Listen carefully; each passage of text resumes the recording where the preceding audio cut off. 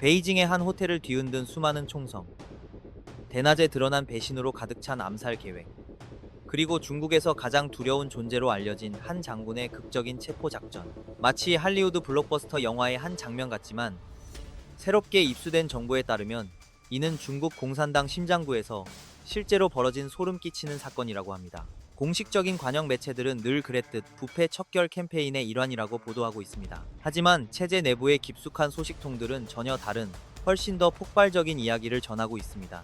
그들이 전하는 이야기는 바로 실패로 끝난 쿠데타 미수 사건, 시진핑 주석이 간신히 목숨을 건진 반란에 대한 것입니다.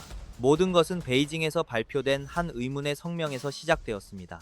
중국 최고의 장성을 상대로 조사를 시작하겠다는 내용이었죠. 그 주인공은 바로 장유샤, 그리고 그가 속한 위원회의 핵심 인물인 류전리였습니다. 이들이 갑자기 조사의 표적이 된 것입니다. 사실 지난 몇 년간 중국 공산당 내부에서는 조용한 군부 숙청이 진행되고 있었습니다. 하지만 이번 움직임은 그야말로 폭탄 선언과도 같았습니다. 장유샤 장군은 평범한 장교가 아니었기 때문입니다. 그는 중국 군대의 근간 그 자체였습니다. 서류상 총사령관은 시진핑이지만 그는 군인이 아닌 정치가입니다. 그는 정치 세계의 인물이죠.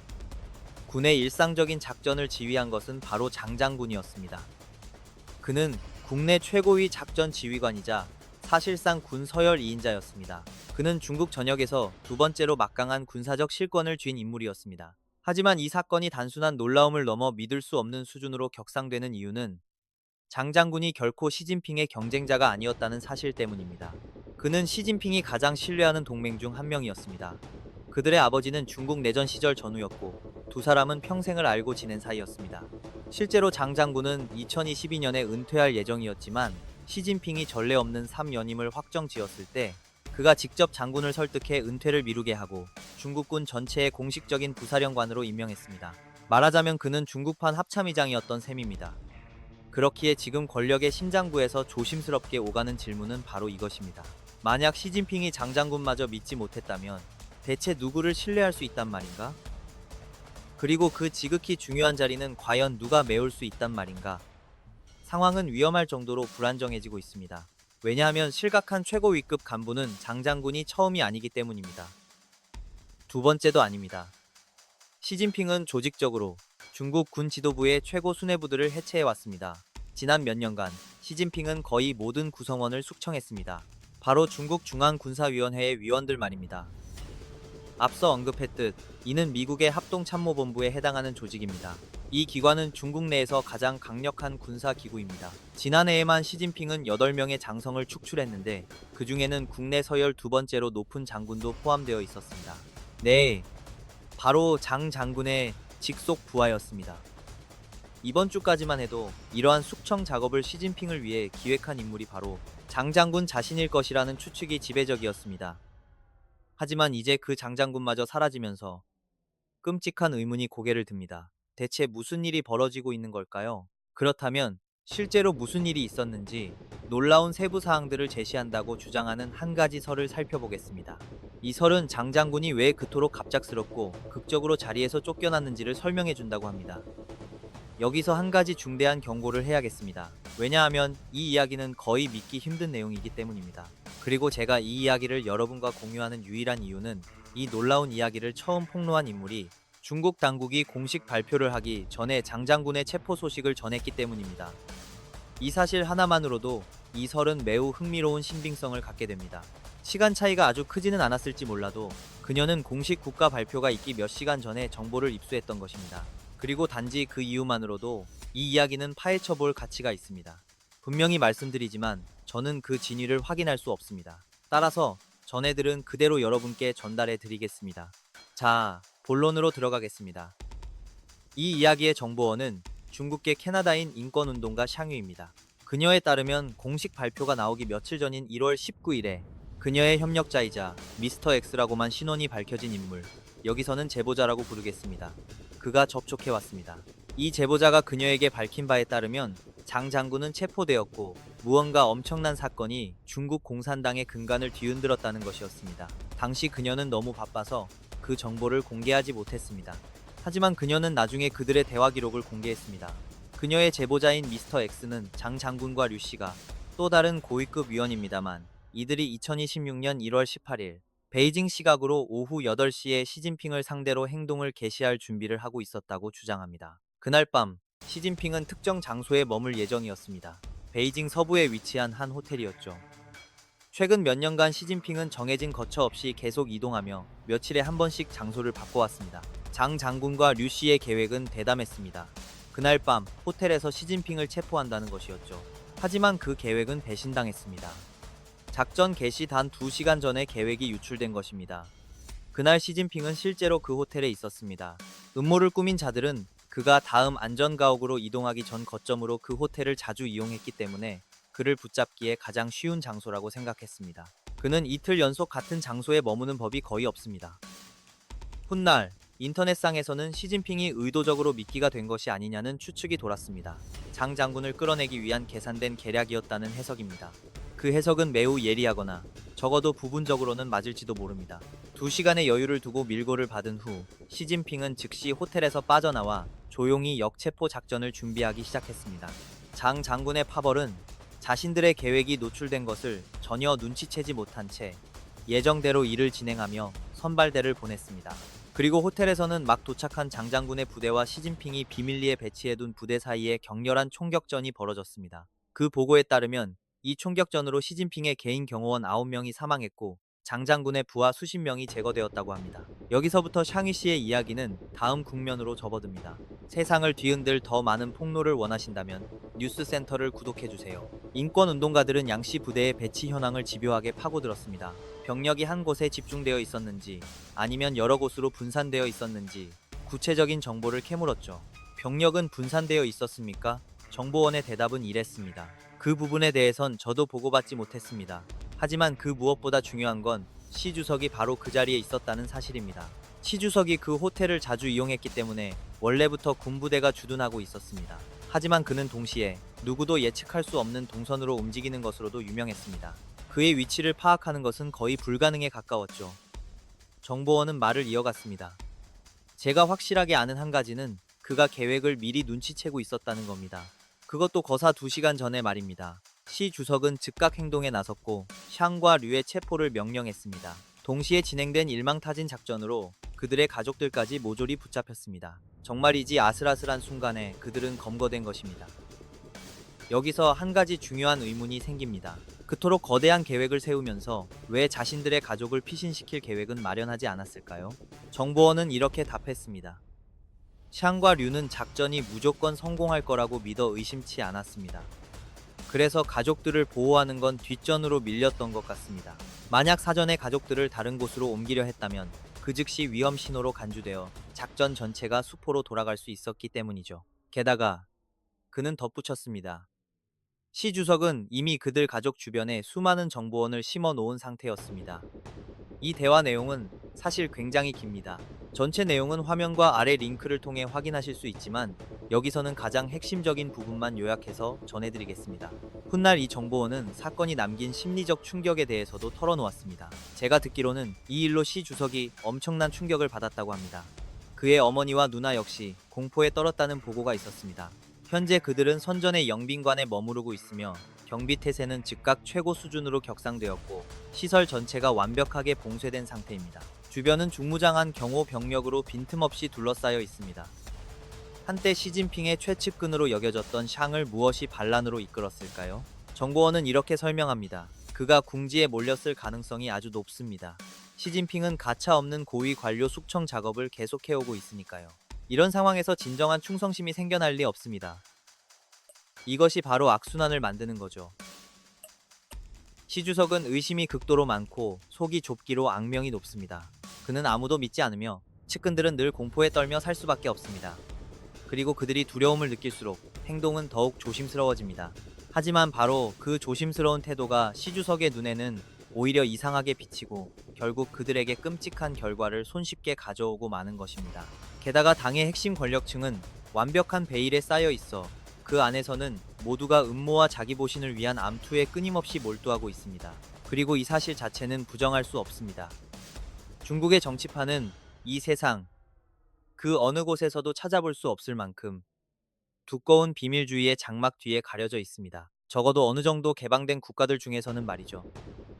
물론 북한이 더 폐쇄적이겠지만 중국의 비밀주의는 차원이 다릅니다. 러시아조차 비교 대상이 되지 못합니다. 그리고 바로 이 점 때문에 이 이야기가 사실인지 혹은 어디까지가 진실을 담고 있는지 알 길이 없는 것입니다. 하지만 이 이야기가 믿기 어려울 정도로 극적이라는 점은 인정해야 합니다. 자, 다음으로 분석해볼 흥미로운 지점은 바로 공식 발표에 사용된 독특한 표현들입니다. 중국 정부가 내놓은 성명은 잠시 후에 살펴보겠지만 그에 앞서 짚고 넘어가야 할 미스터리한 부분이 하나 더 있습니다. 바로 타이밍입니다. 더 구체적으로 말하자면 체포 소식이 공식 발표되기까지 걸린 시간이 이례적으로 짧았다는 점입니다. 이것은 기존의 모든 전례를 뒤엎는 일입니다. 지난해에 있었던 비슷한 숙청 사건 당시 중국 공산당이 체포 사실을 인정하기까지는 보통 몇 달이 걸렸습니다. 온라인상에서 끝도 없는 소문이 몇 달간 이어진 뒤에야 마침내 공식 입장이 나오는 것이 일반적인 패턴이었습니다. 하지만 이번에는 체포와 조사가 시작된 지 불과 며칠 만에 발표가 이루어진 것으로 보입니다. 자, 그럼 이런 배경을 염두에 두고 발표 내용을 직접 살펴보겠습니다. 내용은 이렇습니다. 중국 공산당 중앙정치국 위원, 중앙군사위원회 부주석이자 중앙군사위원회 위원인 장유샤, 그리고 중앙군사위원회 연합참모부 참모장인 류전리는 중대한 기율 및 법률 위반 혐의가 있다. 중국 공산당 중앙위원회의 심의를 거쳐 장유샤와 류전리에 대한 조사를 결정했다. 자, 중국의 공식 성명이 장을 정치 기율과 조직 기율을 현저히 위반하고 라고 비난한다면 청렴 결백의 기율, 대중 기율, 그리고 직무 기율까지 마치 위반한 규칙들을 총망라한 것처럼 들립니다. 자, 그럼 당에서만 쓰는 이 독특한 표현을 쉽게 풀어보겠습니다.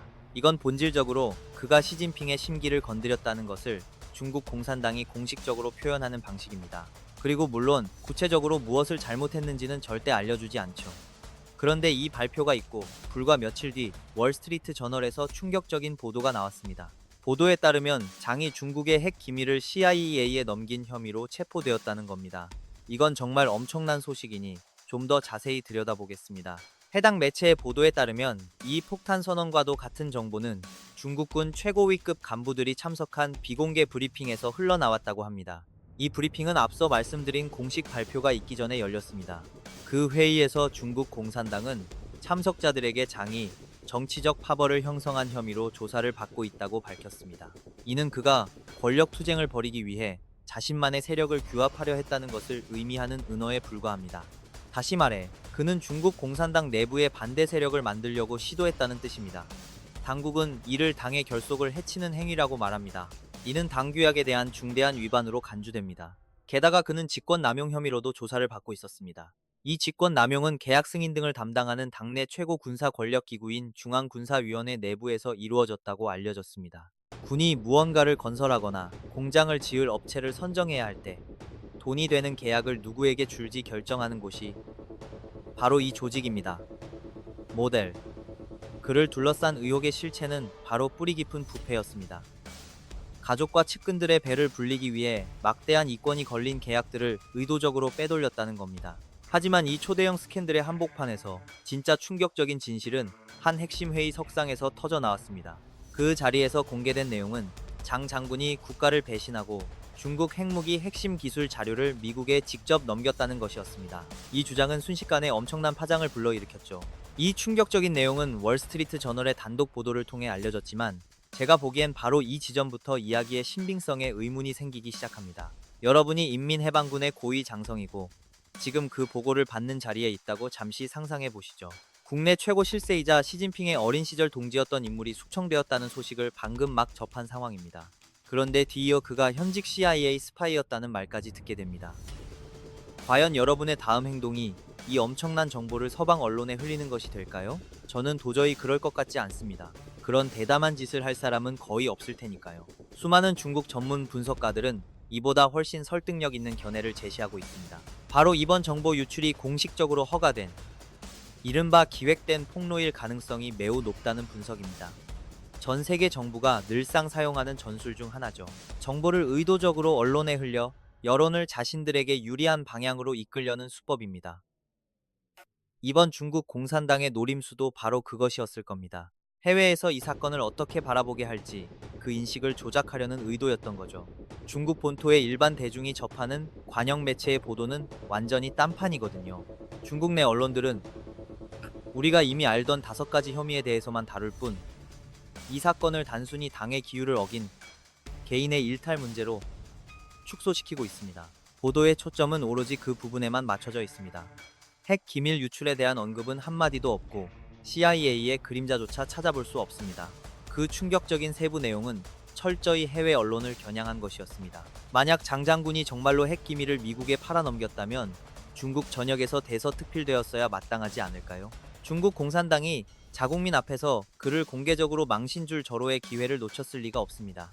CIA 이야기는 국제사회를 향한 메시지용으로 아껴두고 있다는 사실 자체가, 이 모든 것이 장 장군을 국제 무대에서 배신자로 낙인 찍기 위해 치밀하게 계획된 선전선동이며, 더 나아가 아마도 진짜 문제로부터 세계의 시선을 돌리려는 연막 작전임을 강력하게 시사합니다. 어쩌면 쿠데타 시도나 또 다른 심각한 내부 권력 투쟁이 있었고, 외부 세력이 더 깊이 파고드는 것을 필사적으로 막으려는 것일 수도 있습니다. 자, 이 일련의 소동은 아직 끝날 기미가 보이지 않습니다. 장 장군에게는 충성스러운 지지자들이 헤아릴 수 없이 많았기 때문입니다. 여기에는 민간인뿐만 아니라 더 중요하게는 군 내부의 실력자들까지 포함되어 있습니다. 시진핑이 충성심이 의심되는 인물은 누구든 가차없이 숙청하려 들 것이 분명합니다. 그 징후는 벌써부터 나타나고 있습니다. 그의 체포 소식이 발표된 직후 중국 공산당은 배단먼 광장 일대의 경비를 대폭 강화했습니다.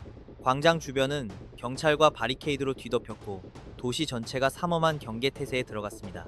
대규모 시위나 민중의 거센 저항을 우려했다는 점이 명백하죠. 반먼 광장이 품고 있는 역사를 떠올려보면 충분히 납득이 가는 대목입니다. 아시다시피 1989년에 있었던 대규모 시위는 중국 공산당 내 비교적 진보적인 지도자 한 명의 죽음이 도화선이 되었습니다. 그는 진심으로 젊은 세대에게 힘을 실어주고 당과 국가 모두의 개방을 앞당기고자 했던 인물이었습니다. 그의 죽음으로 젊은이들은 조국의 빛나는 미래에 대한 모든 희망이 산산조각 났다고 느꼈습니다. 더 나은 미래를 꿈꿀 수 있다는 희망마저 잃어버린 그 절망감이 그들을 대반먼 광장으로 이끌었던 것입니다. 혹시 이 사건에 대한 저희의 이전 보도를 아직 못 보셨다면 꼭 한번 확인해 보시길 강력히 추천합니다.